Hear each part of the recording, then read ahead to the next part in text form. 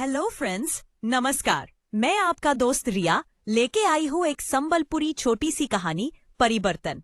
आजकल की लड़कियों की शादी से पहले की प्रेम कहानी को और उसका अंजाम को दर्शाता ये कहानी को लिखे हैं सिंदेकेला बलांगीर के सत्यनारायण मिश्र और कहानी को बयां कर रहे हैं बिस्वजीत साहू।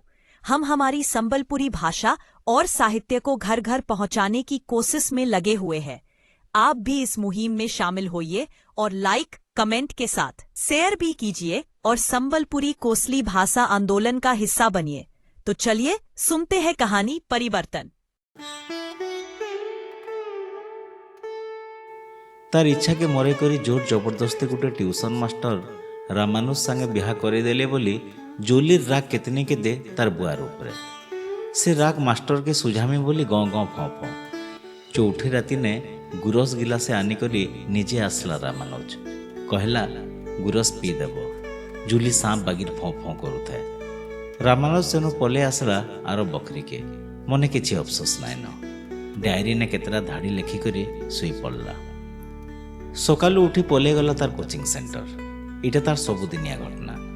बिचरी सास बुढ़ी गुटक रंधा बढ़ा करी बहके खाइबा के दौचे। बह सुखे रहू बोली सदाबेले चाहूचे। जूली घरे कहीं रहे। फी दिने बुली जीवार बाहाना थी भेटू थाए तार प्रेमी मितुल के। सेने घंटा घंटा कटे करी फिरू थाए रामानुज घर के। रामानुज सबू देखी सबू जानी चुपचाप।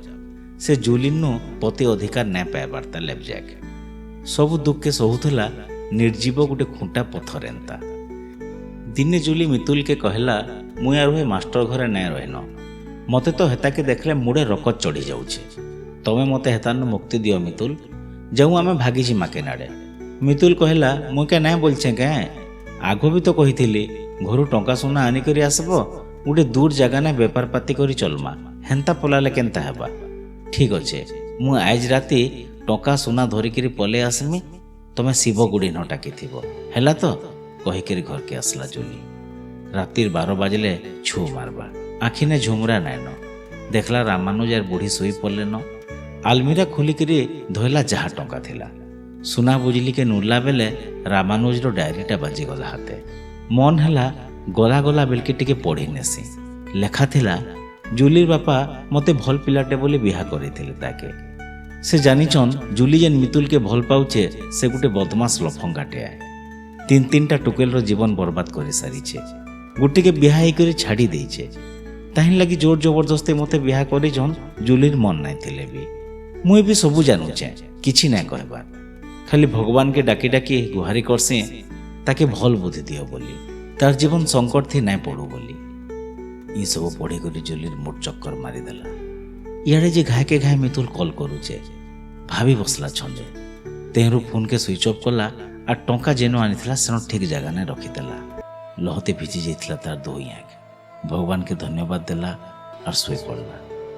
सकालू रंधा घर के जाकर चाह बनाला। रामानुज ट्यूशन सेंटर के जीवार के बाहरिला बेले धरीदेला चाह गिलासटा। आज इवनिंग रे ट्यूशन नु जह राति ना करब जल्दी टिके छुट्टी नहीं करी भागी आसबो। मुल्की हसीटे देकरी मोड़ के गाजी देला जूली। रामानुज रो मन भी बड़ा औसत जूली रही परिवर्तन देखी करी।